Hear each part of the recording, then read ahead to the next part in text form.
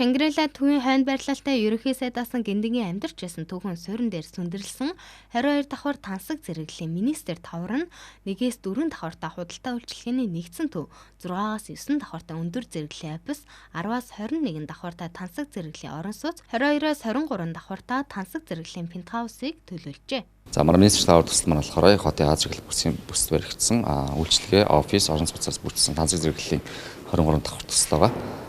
За манайх болохоор офис бол үйлчлэгээний 68-аас 252 м2-ийн сонголттой.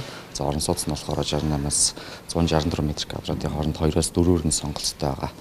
За ер нь бол одоо манайх харилцагчтай илүү ойр байх үүднээс худалдаа хөгжлийн банктай одоо яг онцгой жишг төлбөрийн нөхцөл санал болгож байгаа. За энэ нь юу гэхээр урьдчилгаа 20% нөгөөд үлдэгдлийг 1%-аас 1.25% хүүг төлөө зээл авах боломжтой болж ирж байгаа.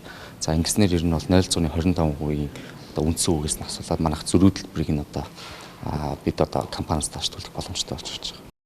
Министр тавар төсөл нь худалдаа үйлчлэгийн офис орон сууцны зорилттой тансаг зэрэглэлийн 122 давхар VIP төсөл юм а. Та манайхаас худалдаа үйлчлэгийн офисын зорилттой 68-аас 252 м2-т хүртэл талбайгаа сонголтоо хийх боломжтой. Мөн орон сууцны хувьд 68-аас 164 м2-т 2-оос 4 өрөөний сонголтуудтай тансаг зэрэглэлийн орон сууцнаас сонголтоо хийх боломжтой юм. Мөн манайх худалдаа авч нартай илүү ойртож худалдаа хөгжлийн банктай хамтран онцгой жишг төлбөрийн нөхцөл гаргасан байна.